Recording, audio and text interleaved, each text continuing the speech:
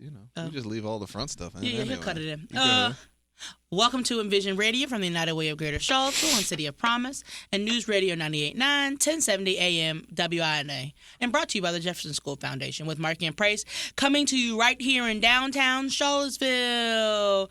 We're here today. We're thrilled to be joined by Jasiyah Ruiz, the Donor Relations Specialist for ReadyKids, Operations Manager of Mahogany and Friends Foundation, where she works as a financial coach, helping empower children and families through innovative financial literacy programming, education, and a laundry list of other accomplishments.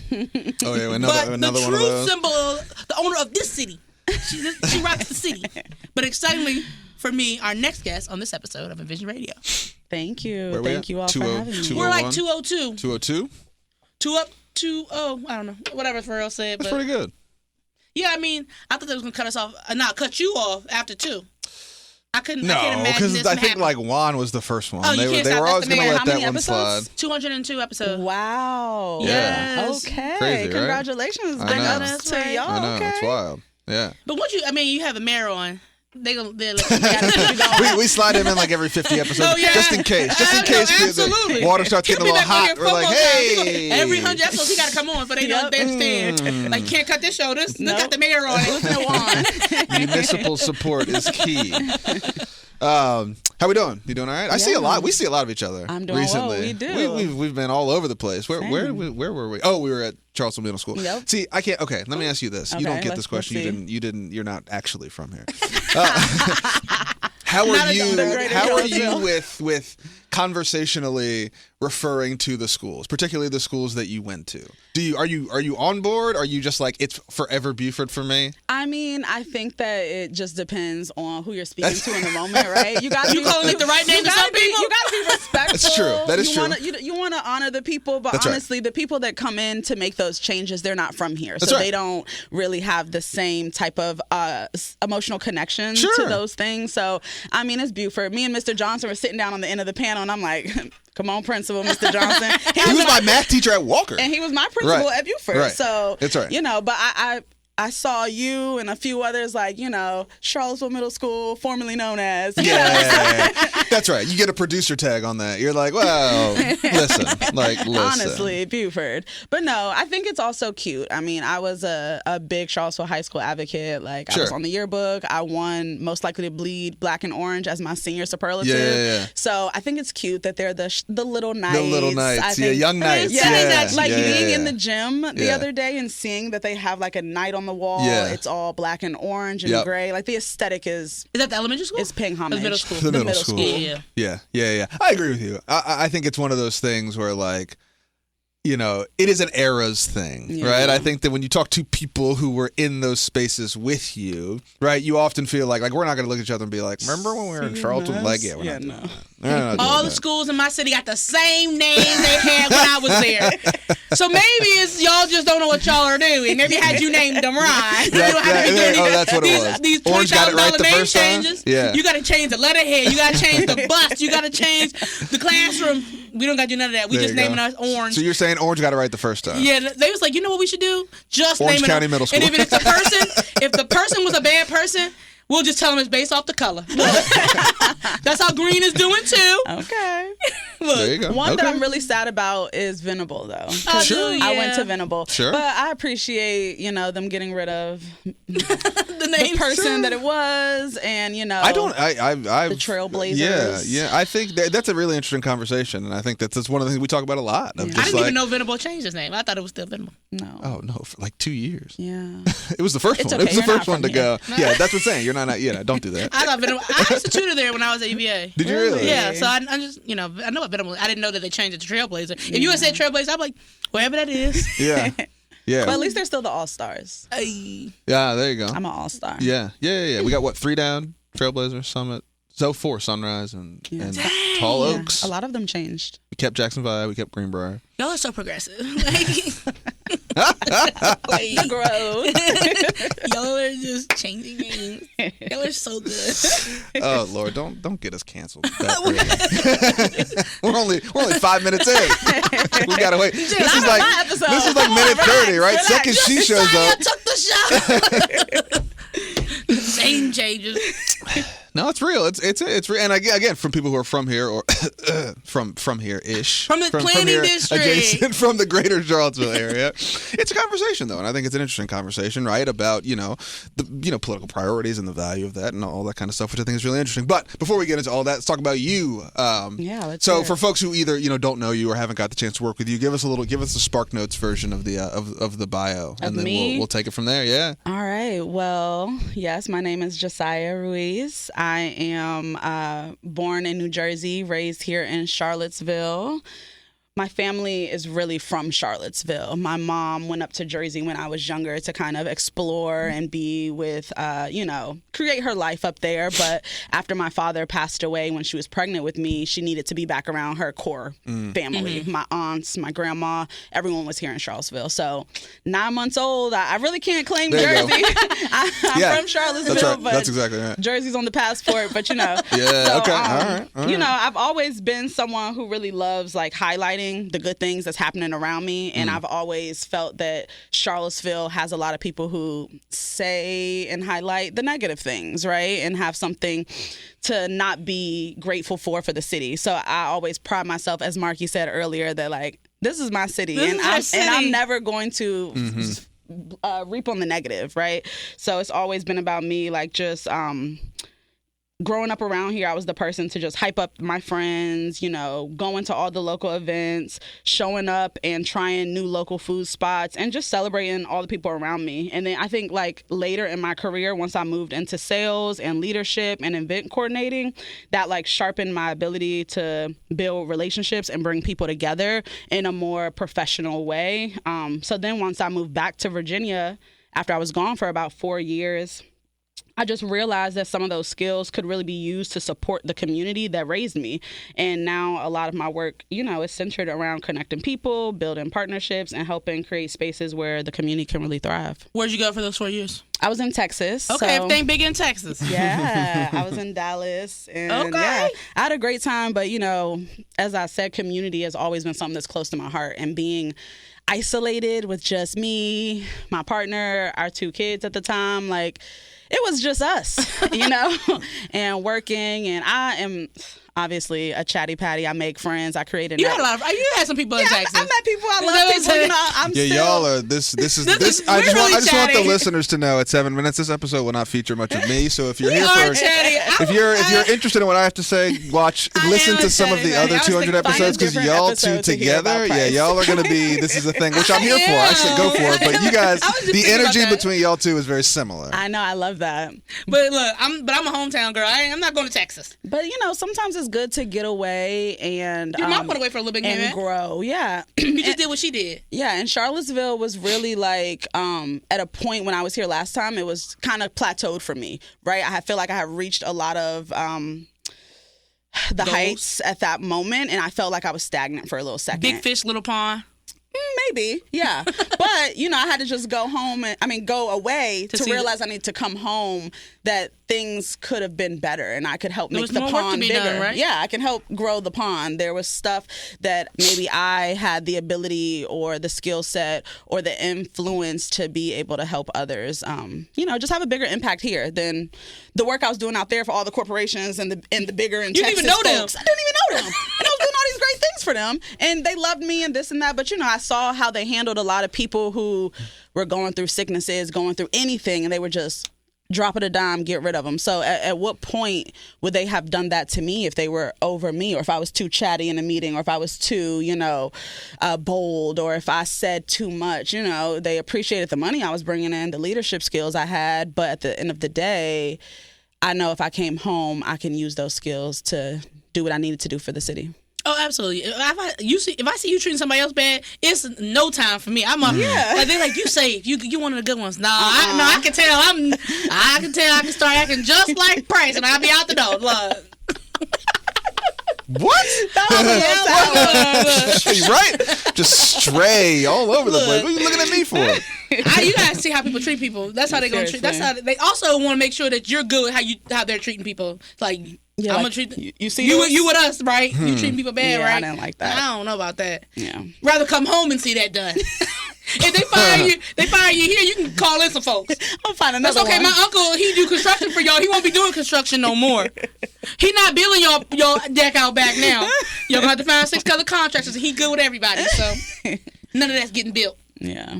That's family. Yeah. But They can't treat you bad when you front. Well, they can, but They can. they can. they definitely can. Yeah. But we gonna start rumors about them with lots of family. We're going to start rumors. No, not the rumors. See, that's the problem. No, we're not starting rumors. This is like a big Mob Ties episode all of a sudden. Seriously, Like, what what is is happening to you? What has I want happened to you over connections here? just Yeah. like that. Every mom told Yeah. me, I'm like, God, they're powerful. Little Like, hotel vibe. yeah, like how do we get that powerful connections like that? Like, handle What that. took you to Texas in the first place? It was just time for me in that moment to explore something different. It Could have gone wasn't to a job. DC. You could have got like You're that's right. a that's a New like, Jersey, you get back to your hometown. I'm gonna tell y'all something. I'm a Dallas Cowboy fan. Okay. Okay. So Oh my Lord. Okay. my partner's family lived there. Okay. So his dad, his stepmom, we had visited Dallas like okay, maybe okay. 5 or 6 times you before loved I it. actually went, and I fell in love with the city. Yeah. Honestly, Okay.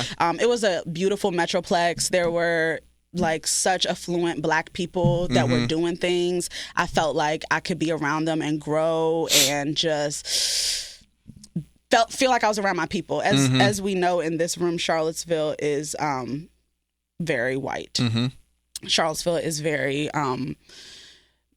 it's getting more diverse, but it's not as diverse as a lot of other cities. Like metropolitans. Yeah. Yeah, and so- I mean, there's an element of that that's just it's a significantly larger place. You have more Exactly. opportunity for all kinds of stuff. And Exactly. It borders Mexico. That helps, right? I mean, it's just like there's a lot of it was a different. true Yeah. It's a destination. It's, Well, it a is. destination. And I think what it was too. For a particular type of person. Yeah, it is. okay. For a particular type of person, I think certainly over the past 5 years too. We got wine and stuff. Well, there's that, but I think you obviously have an elite university, UVA. right? And then you have an area that I think has created an opportunity for people who want to get out of a city in People an doing era those long of commutes. remote work proliferation. Yeah. Yes. So there was a lot of that.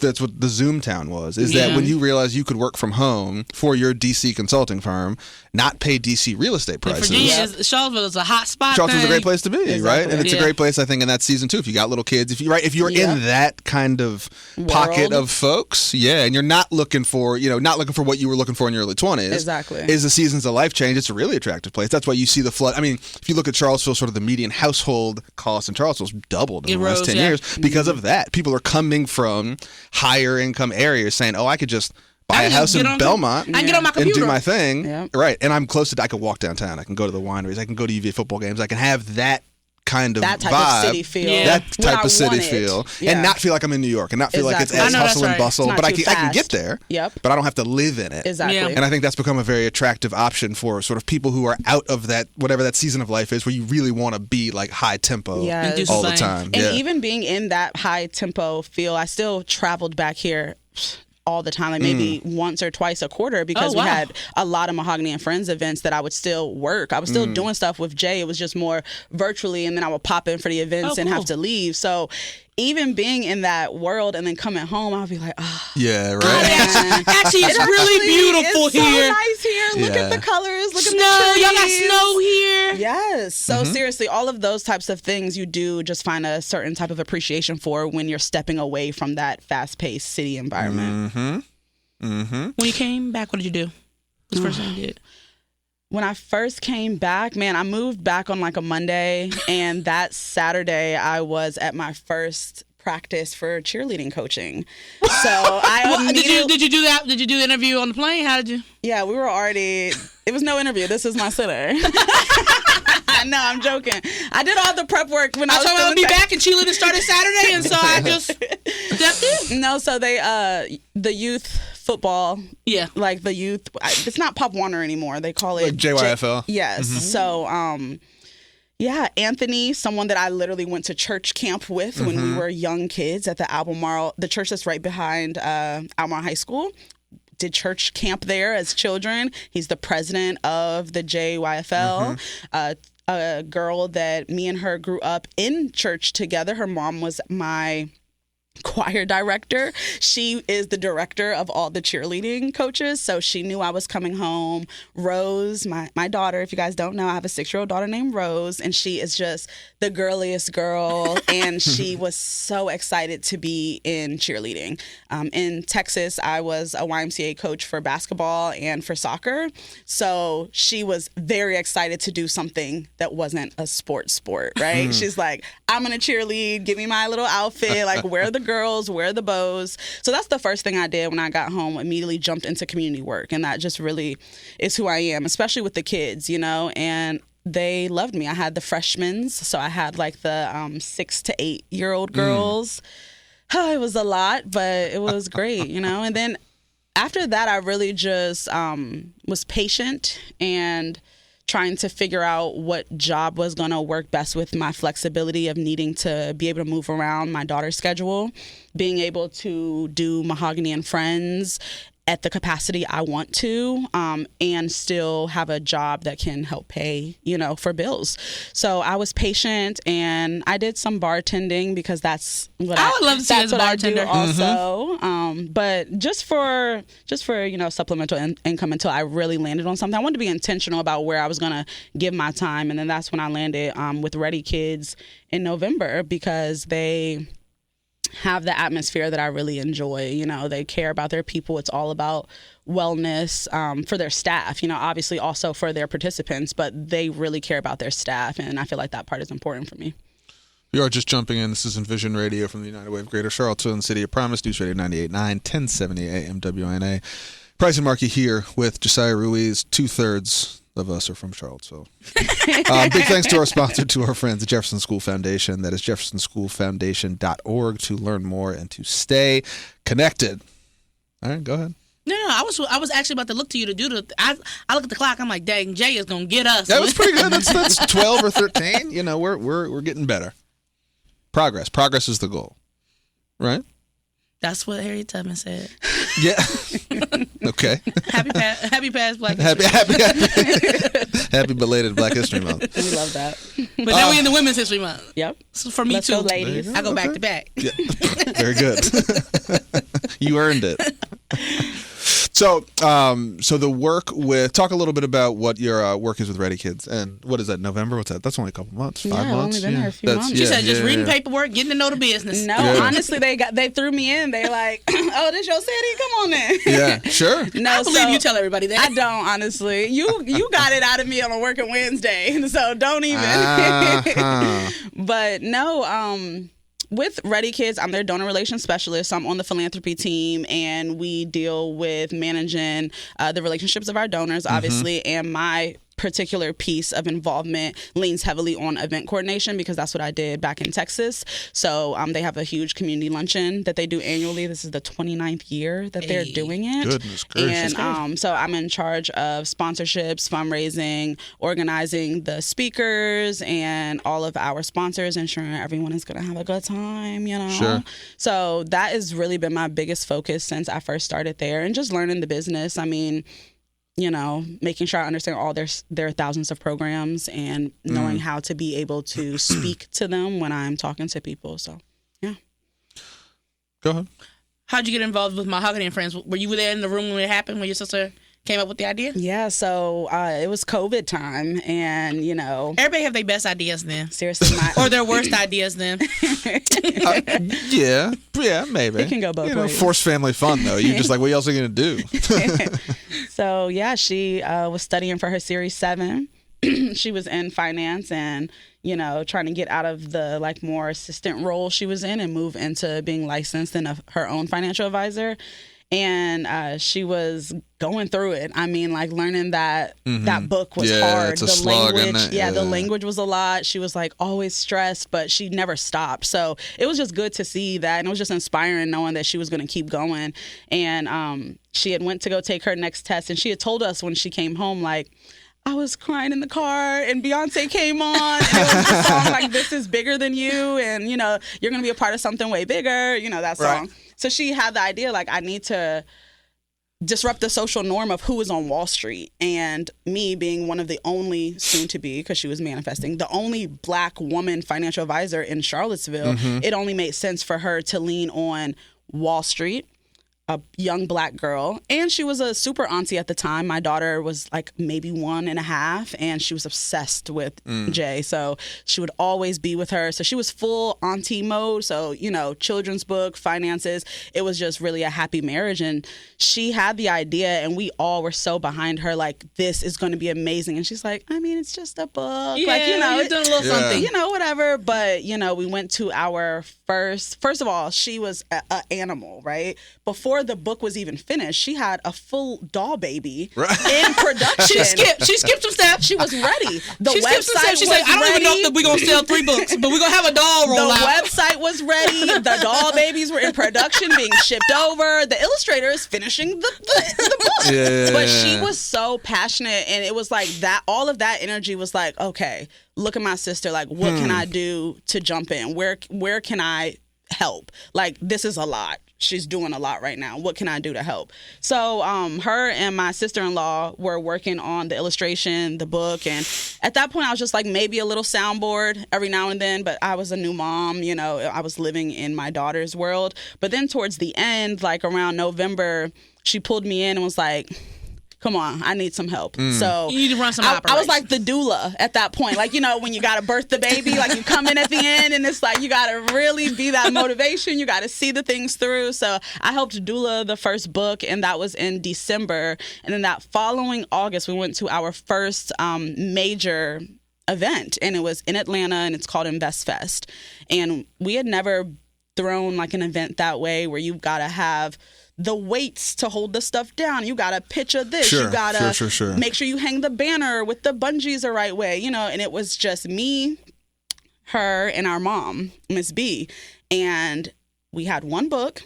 We had those doll babies, and we had some shirts, and we made $10,000 over a 2-day weekend. And by you meant the one, you have one title, but you had a box full of books. Yes. Oh, okay. I was like, big box. We only had one version. Tons of boxes. I was like, one girl. How did you just sold the one? No, because now we have 4 you books signed? in the series, right? Oh, okay. Now there's I was 4 like, books. Limited so you edition. didn't sell the books. You sold the dog. So- We had so many copies of our You had one book. On a one pledge, version. I promise you. I promise. No, yeah. So You sign here, we'll send you a book. But the craziest part about that was me also in my own world trying to figure out my life.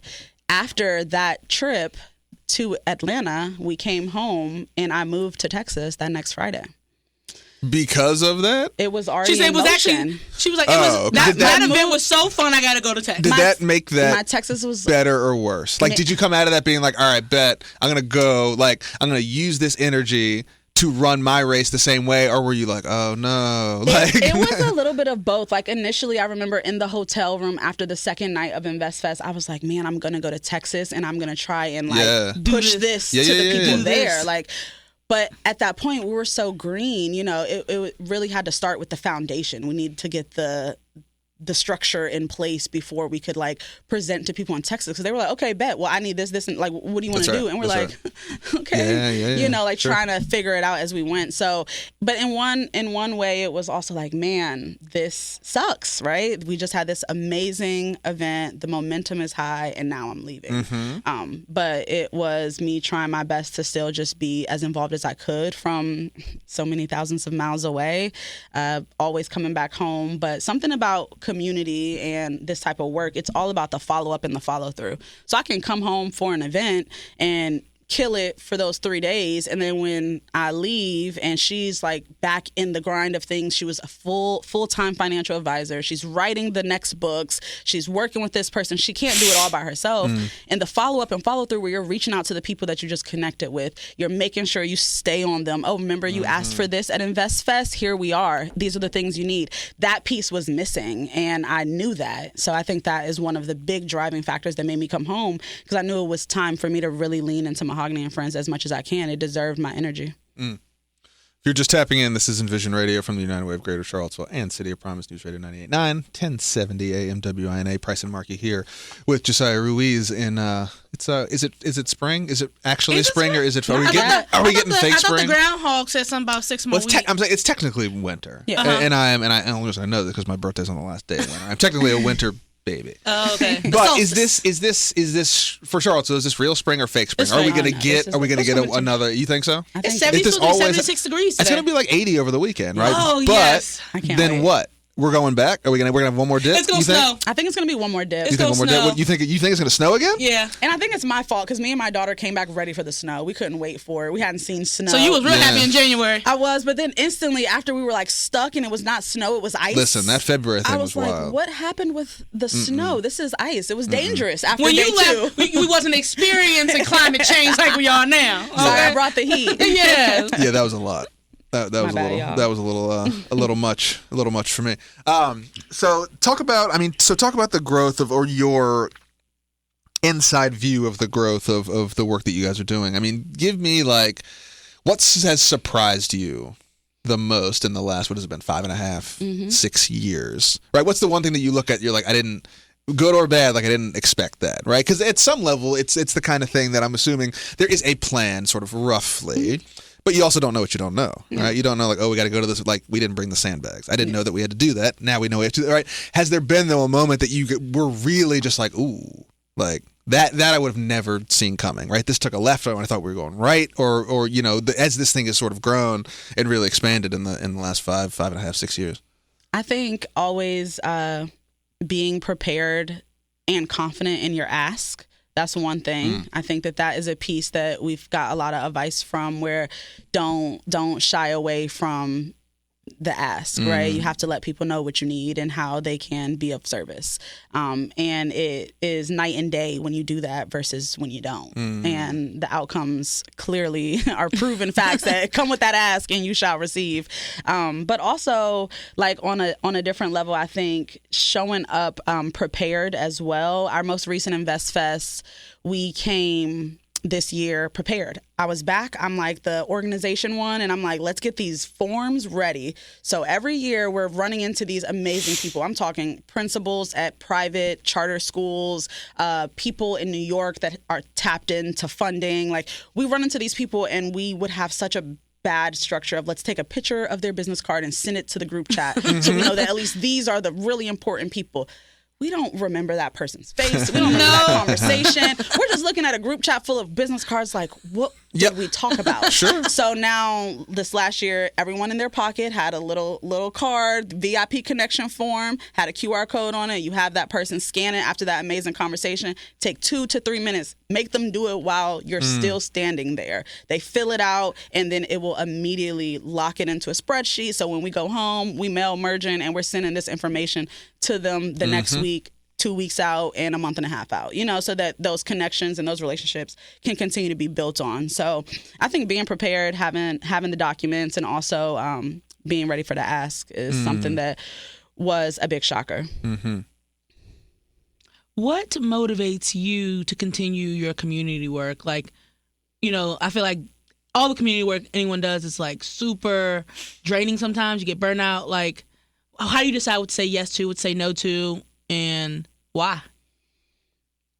For me, I have a hard time with the no's. You a people pleaser? No, I'm not a people pleaser. It's like I see something that I think that I can help do better. I see a way that I have an idea and I need to get better with, just like, okay, well, here's my idea. I might not be able to help, but here's the idea, you know? But instead, I'm like, let's do it. I can help. And I think the way that you can stop from burnout is really just leaning into rest. You have to be able to find time for rest. Put it on your calendar, you know, really dedicate yourself to that time to yourself. Especially being a full-time mom, I really don't know what rest is, honestly, because when I'm not doing community work, guess what I am? A mother. And that one does not stop. I don't have rest from that unless, you know, Auntie Nay decides to take her to the dairy market or something for the night. Then I got a little bit of time to myself.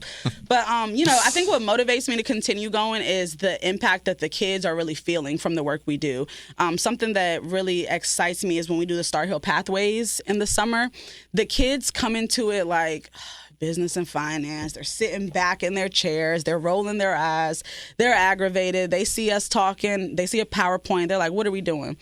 But then after the second, third day, when they realize, oh, we got loud sounds going, we got air horns, we're throwing out candy, you're standing up, we're playing interactive money games. They see big fake wads of money that they're rolling up their arms, so they start getting into it. Then by the end of the 2 weeks at the expo day, they're literally in front of our business and finance pathway table telling these people about their SMART goals that they have set, about their budget plans and the saving jars that they've all created.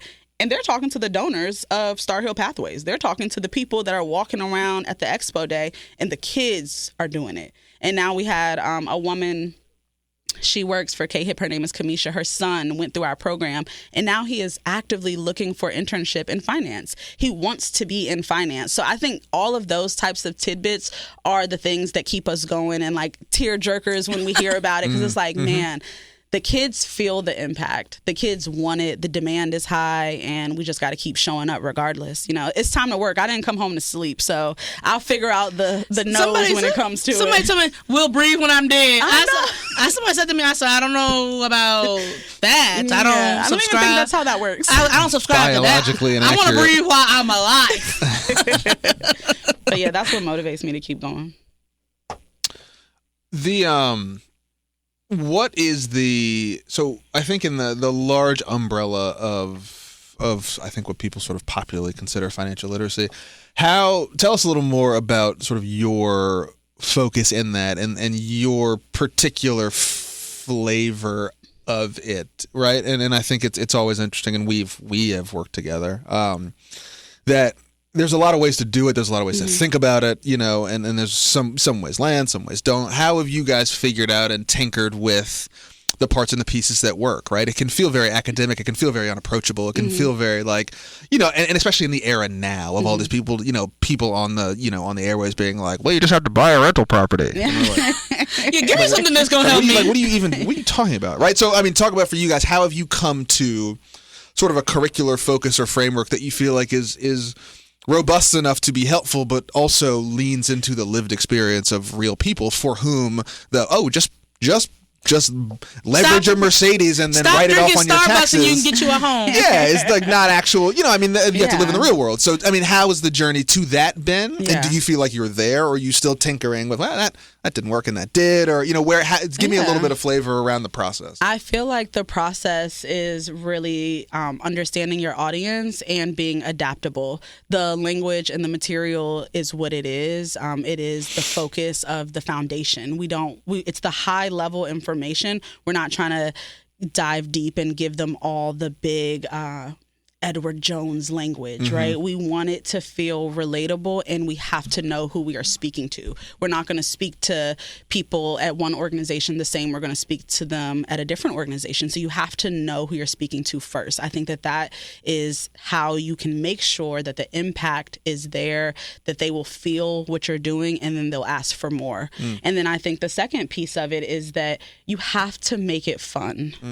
Mahogany and Friends. It sounded fun. I was like, dang, I wish I was a kid with the little money game. It's bold, it's colorful. You're not sitting down. It's interactive. We're not speaking at you. I think that's what it is. We're also young, and we've been in their seats, in their shoes, might still be in their seats and in their shoes, needing to do a better job of budgeting every month.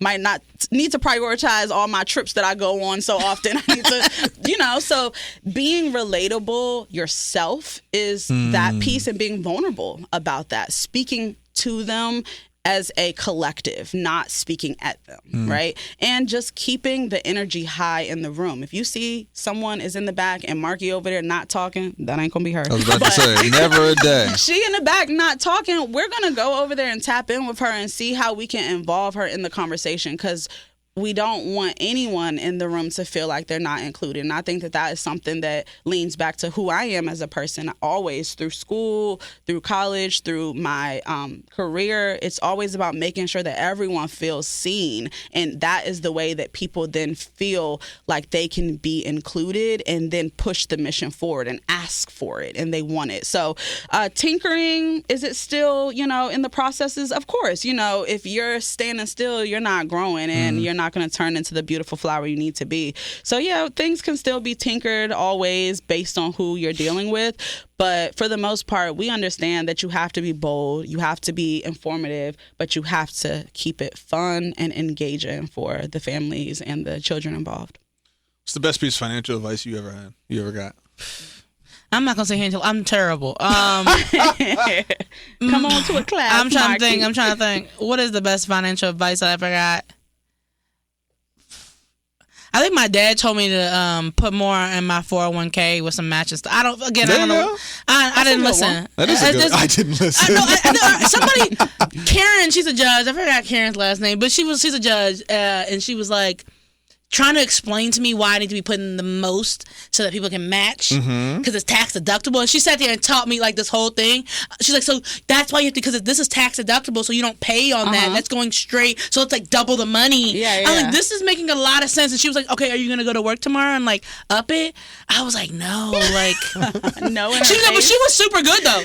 I literally was like, oh wow. Respectfully, no.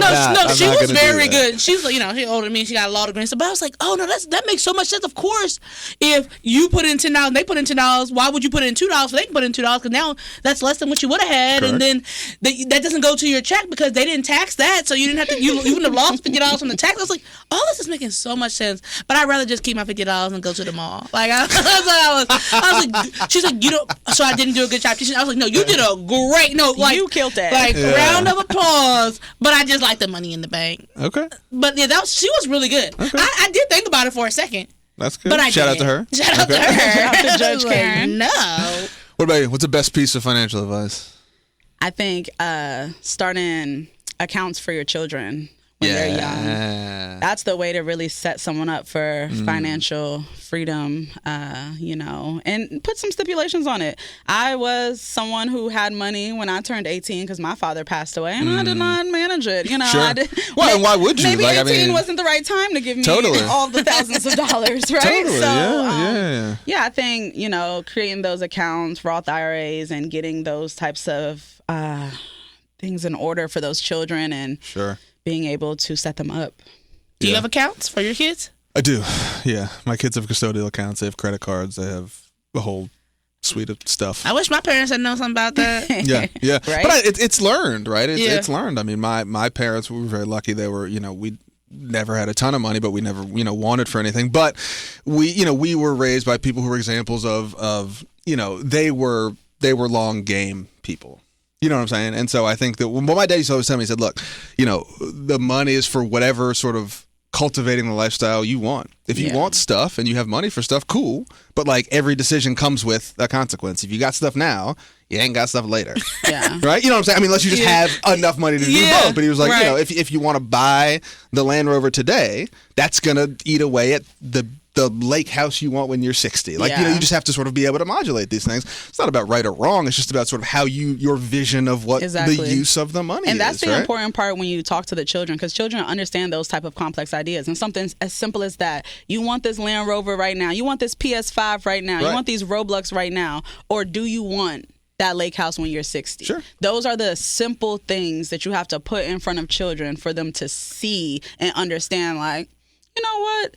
That's something I'm going to think on. So when those decisions come up, now they can confidently have something to ponder on as a child. Those are the times before, I don't know what age you talked to Judge Karen. About 4 years ago. But I'm saying, like, you already had your personality locked in at that point. So trying to coach adults, it's a little bit harder, but when you're talking to children, that hasn't been developed yet. You are a part of their programming in a sense, so you can lead them in those right directions. Yeah, and you develop a relationship to it, which I think is really, really interesting.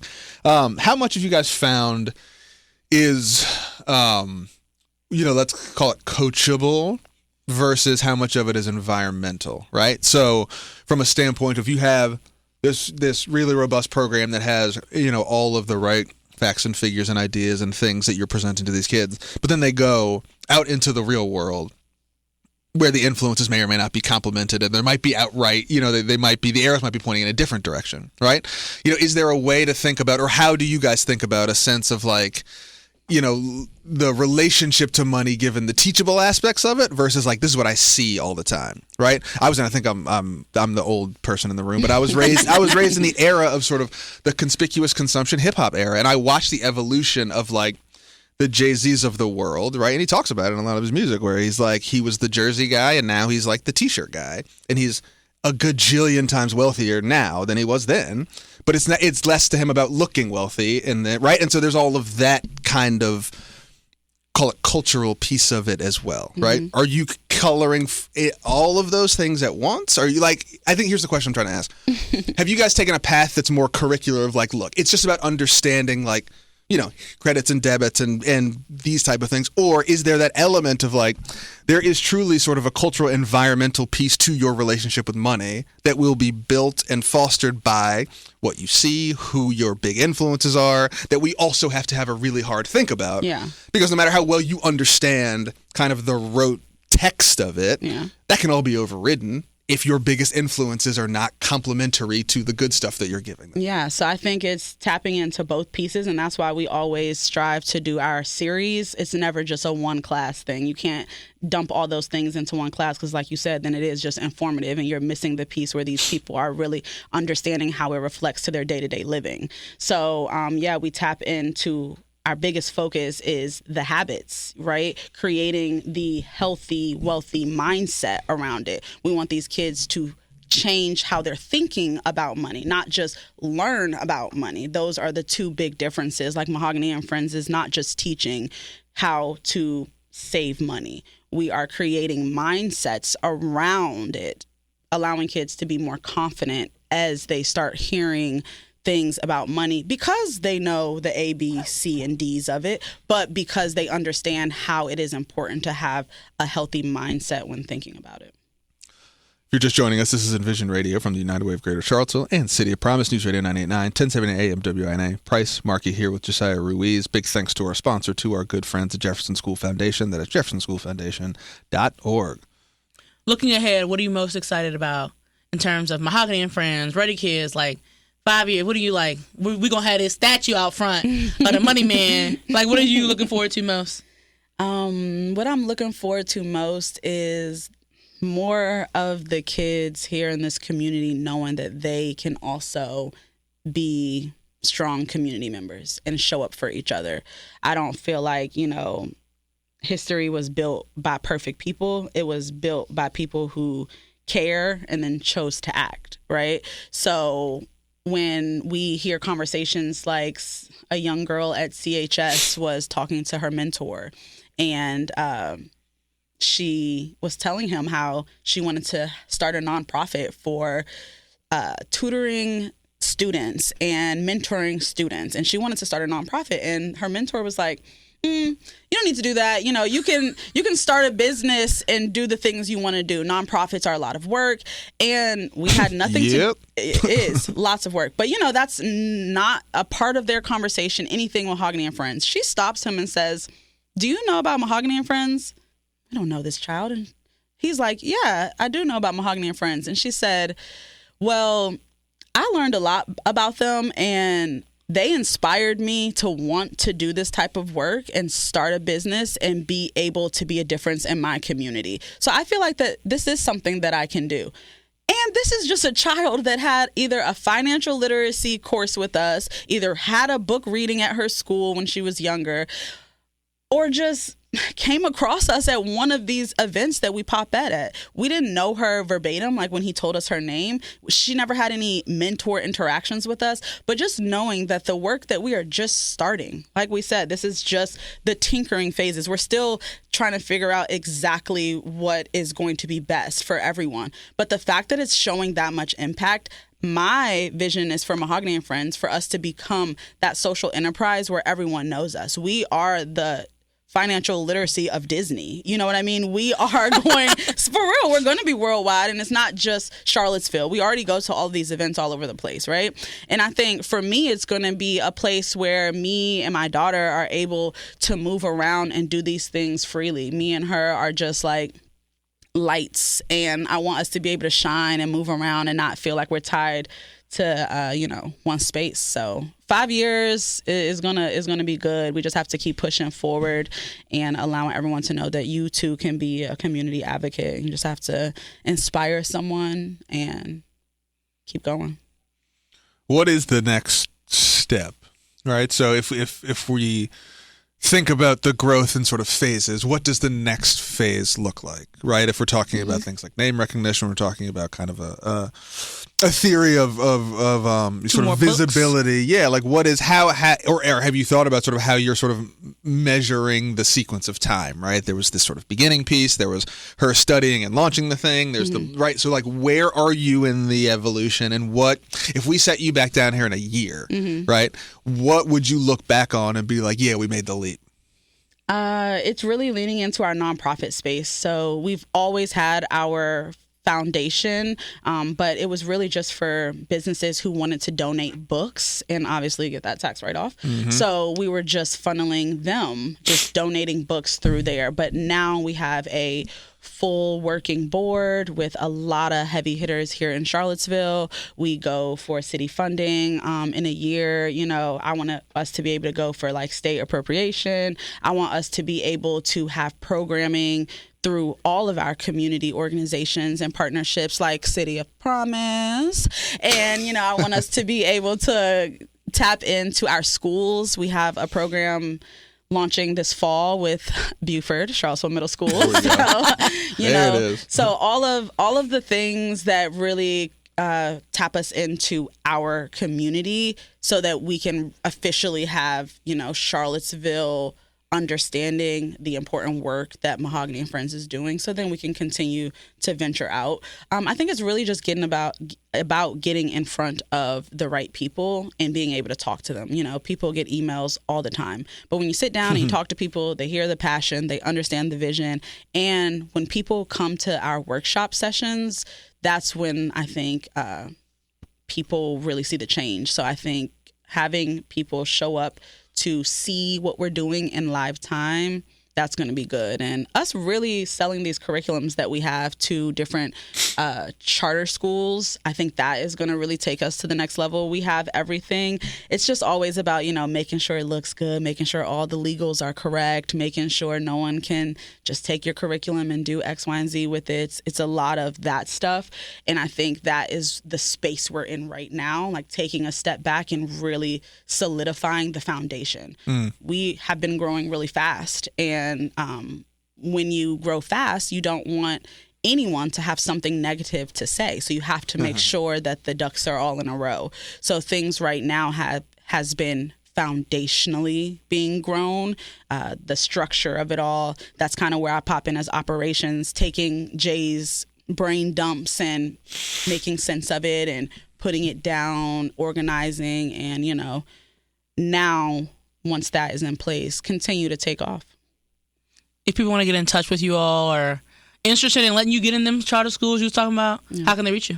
So you can reach us at mahoganyandfriends.com or at admin, ADMIN, at mahoganyandfriends.com.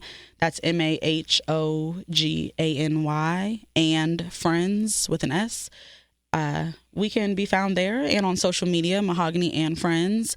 And a best way to get involved and get included this April is Financial Literacy Month. Oh, cool. So we host a annual budget does it workshop at the Boys and Girls Clubs of Greater Charlottesville.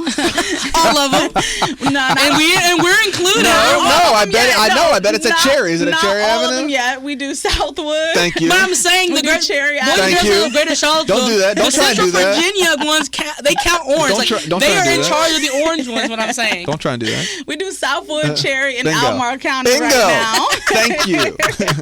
But so we do a 3-day workshop series where we do 2 sessions per Boys and Girls Clubs. We have great partners like Albemarle County, City of Charlottesville, Raising Cane's, CNF Bank.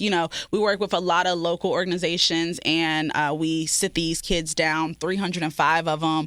It's very volunteer heavy. heavy. So we get volunteers from everywhere, S&P Global, lots of different organizations come out, and we all have cute shirts, and everyone's hands-on, interacting with the kids. They play a Skittle Sense budgeting game. We have raffles from like Afro Unicorn, from Raising Cane's, from Shenanigans, a lot of different places here in Charlottesville. That sounds fun. I want to be a kid. Shenanigans. Yes. That's so nostalgic. That's a throwback. She was one of the first ones to have our book and doll baby in Is that right? Oh, wow. That's cool. That's cool. Yep. So, that is an amazing way to get involved. We also are actively looking for donations and people to step in to help us make it even more exciting this year. This year, each of the students are going to be going home with a $20 saving incentive, and we're going to have like a banking moment where the banks will talk to them about hosting a family day where the families can come and they can talk about opening savings accounts.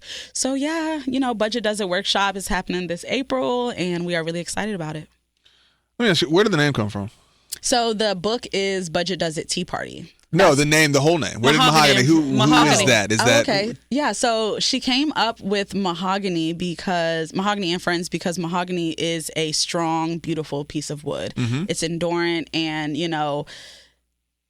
women, us Black women, happen to be, the backbone of America. So I believe that she knew to disrupt that social norm and needed to really reflect on to something that was important for us to feel empowered as women, and especially women in finance, right? That's not an industry that you would normally see someone on Wall Street. So Mahogany and Friends, it tapped into the and Friends as community. It's never can be done alone. It's about who who works with you and who you're uplifting. So yeah, she has a bunch of different friends, and they're all on these money adventures together. She has Malcolm, Hannah, Sophia, all her stuffed animal best friends. It's very imaginative. It's something that allows the kids to still feel like they're reading fun stories, but they are getting that information.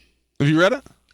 I have not read it. I think my Gerard's has a copy. Yeah. With Eliza and his two daughters. Mm-hmm. But I mean, the little one can't read. She 2 months. But you gotta read it. wasn't expecting her to read it for herself. I think they have a copy. As an auntie, you have to read to the children. There you Come go. on. That's it. I forgot mahogany was even a wood. I was thinking the color. Yeah. I thought it was like mahogany, the color. Same. It's true. Like the color. Same. That's just like Black women and friends. Like, okay. That's what it got. Brown and friends. Yeah, all right. Exactly. You're silly. You are really silly. Not wood, girl. Mind blown. Yeah. Brands are really doing stuff. But it is a brown stuff. piece of wood. So you're on the. But like strength, you're wood, close. Backbone. Like that's how Brandon. That's what Brandon's about. Right. That girl's a mastermind. She be thinking. Look, mastermind of my mind and my mastermind. Yeah. It's a TikTok. You went out. Yeah, you went the whole other direction with that. We're done. I'm too old for that. Let me ask you one more question before you get out of there. How do you know if it works? Like, what is your measure of success, right? And there might be a couple. Mm-hmm. There's obviously an enterprise that is a business that has to support itself and grow. That's fair.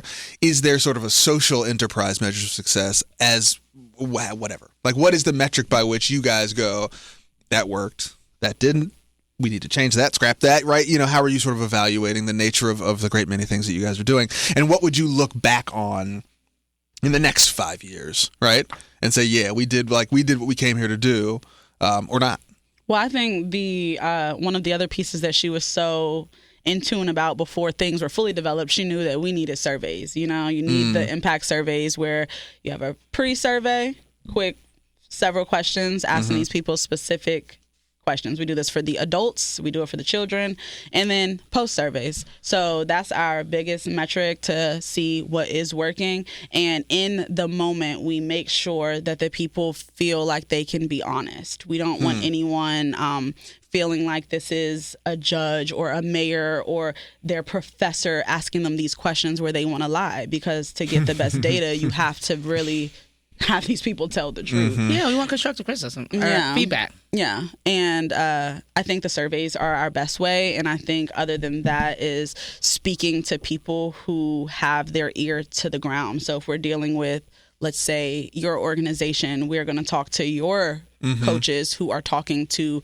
your participants on a regular basis so that we can get that feedback and understand what they enjoyed and what they didn't. And I don't think it's not too deep. The information is going to resonate. That's the craziest part to me. People think like financial literacy has to be so complex, right? Like it's all of these things that are so difficult for people to understand. But that's because just in our communities, it's always been a taboo thing. People like, oh, don't ask me about no money, child. You know what I mean? Like I got the money over here. Don't worry about the bills. Like, but in reality, you should be having those conversations with your children so that they can understand and start to think when those decision-making times come up. So, yeah. I think also it's just about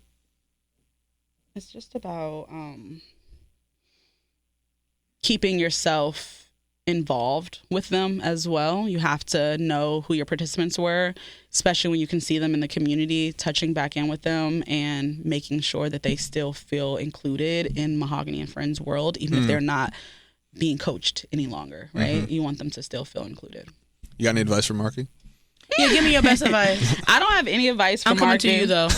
I might get obsession because I need it. No, you should. And I think any advice that I would give someone who just like wants to make a positive impact, regardless if it's through Mahogany and Friends or just being a community leader, if I could leave people with anything, it would be that you don't have to wait until you're older or like more experienced to make a difference, right? The same qualities that moved history forward, things like compassion, having a strong character, creativity, commitment, and obviously community, like those are things that you can practice every day. And again, like I said earlier, you don't have to be a perfect person, right? History was truly built by people who just care, and then they chose to act. And I don't think you have to be ready to change the world. You just have to be ready to change the people in it. So that's all I got. That's how you end it. End it with a powerful proclamation of perfect people nowhere, change people today. That was an insane amount of alliteration. Yeah. Did you do that on purpose? Yeah. Oh, you did? Yeah. That was good. Well, I just lied. I just made that up. Oh, you did? You got any other P's? Payment. Proclamation of perfect people processing payments. Let's get out of here before we say something crazy. That is the one and only Jasiyah Ruiz. If you have ideas for the show or want to get in touch with us, again, check us out on social media at United Way Seville, at City of Promise, and at Mahogany and Friends. Yes, you've got it. Good. And drop us a note. The inbox is open, envision@unitedwayseville.org. And again, we can keep up with them at Mahogany and Friends or at mahoganyandfriends.com. And the email is what? Admin at? Yep. Admin at mahoganyandfriends.com. Yep, admin at mahoganyandfriends.com. Sounds better when she says it. If you get support, we get support on the show from all of you. If you like what you hear, share this with your friends, your family. Subscribe on your favorite podcast platform. Ratings, reviews, wherever you get your podcast. We've got new episodes every single week. And again, best way to support this show, support our wonderful nonprofits in town, is to consider making a contribution, time, talent, and treasure. That's how we all keep doing our community-based work and, of course, this show. Shout out to our friends, to our sponsors, Jefferson School Foundation. That is jeffersonschoolfoundation.org to learn more and to stay connected, reimagined, redefined, and refueled for the future. And congratulations on 202 episodes. Yeah, guys. We got congratulations. Got a couple more in us. I mean, look, it's nobody cares what I think anymore. We keep getting interesting people. That's why the show keeps going. So, all you interesting folks out there, we're coming for you. We had a great time as usual. For Jasiyah, from Marky, this is Price. Stay warm, stay dry. We will see you next week. Peace. Bye.